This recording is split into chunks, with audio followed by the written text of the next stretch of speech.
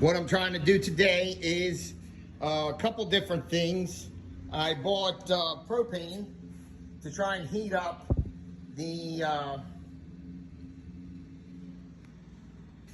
80-year-old rust proofing rubber coating that is doused all over this car, and I wasn't having as well of a good turnout with heating it. I did read in try5.com a few guys tried Goo Gone, so I went and got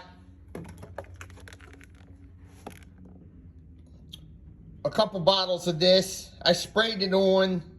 It seemed to loosen the stuff right up, but most of the guys said they had a lot of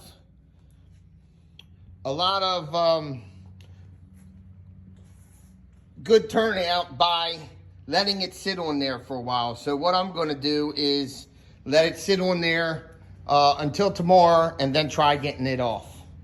Okay? By the time I get home, my bigger springs and ball joint spacers will be there, and I should probably be bringing them back tomorrow.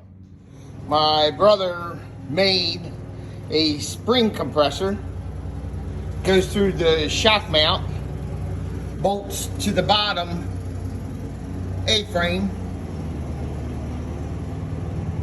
A-arm I mean, and I'm able to slowly decompress the spring without it having to come out and hit my head, hopefully.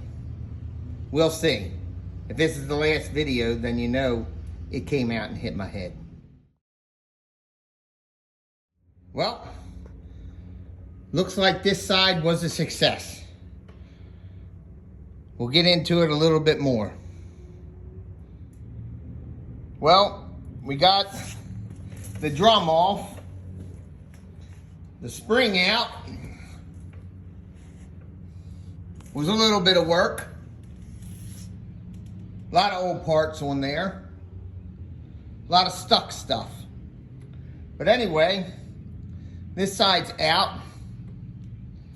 I'll be able to measure up my springs some more, see if Mr. Wallace didn't put them already in there.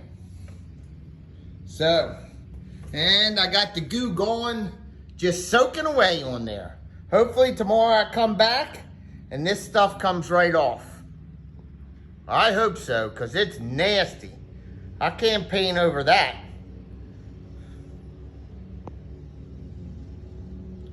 Have a good night. So the new springs came in. As you can see, they are a little bit taller, but that isn't the big thing. The big thing is they're quite a bit thicker.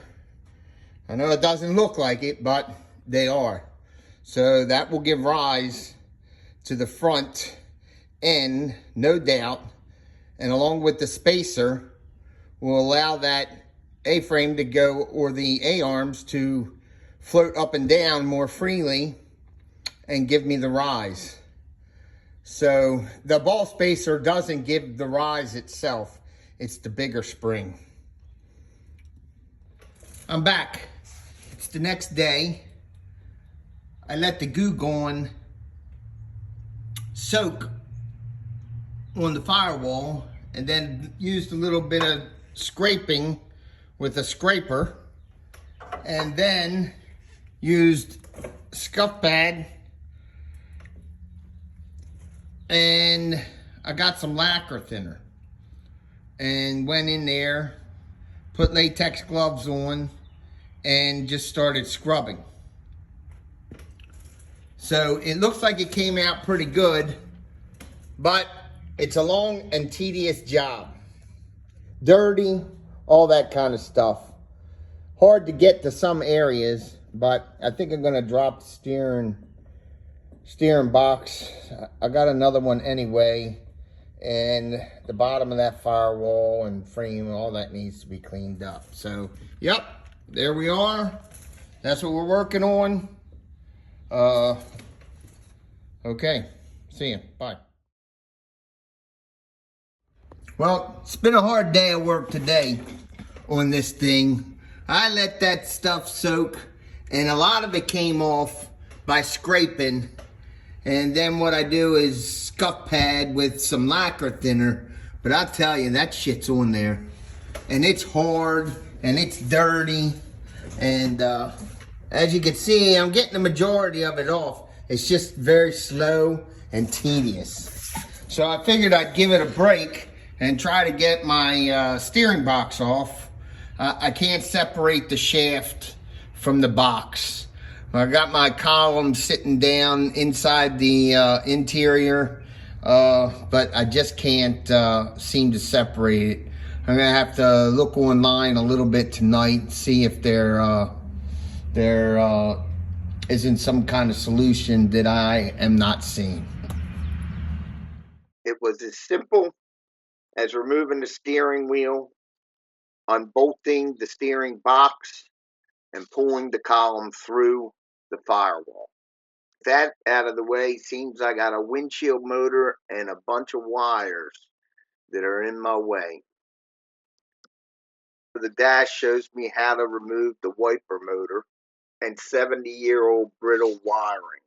I just wanted to clean up the firewall. That's all I wanted to do. Moved all the suspension, and I'm going back to prepping the firewall and frame rails with a wire brush on a grinder and by hand.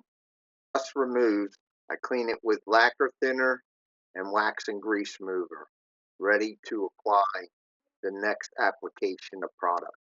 After a thorough cleaning, I coated the frame rails with Eastwood's Platinum Rust Encapsulator, and on the firewall, I used Eastwood's Rust Encapsulator, but it's in black.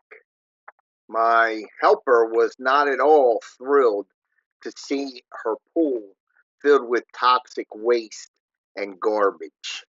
I was beyond impressed with the products from Eastwood, their application, the way they looked when they were done.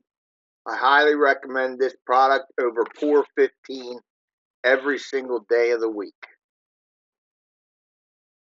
Done, back to the wiring and what I'm going to do with that.